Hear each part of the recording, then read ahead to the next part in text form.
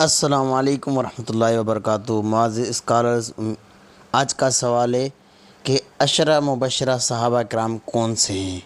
تو اس کا جواب یہ ہے کہ عشرہ مبشرہ 10 صحابہ کرام ہیں، جن کے نام یہ ہیں، جس میں سے 4 پہلے خلفاء راشدین سیدنا ابوبکر صدیق رضی اللہ تعالیٰ عنہ، سیدنا عمر فاروق، سیدنا عثمان غنی، سیدنا علی رضی اللہ تعالیٰ عنہ اجمعین۔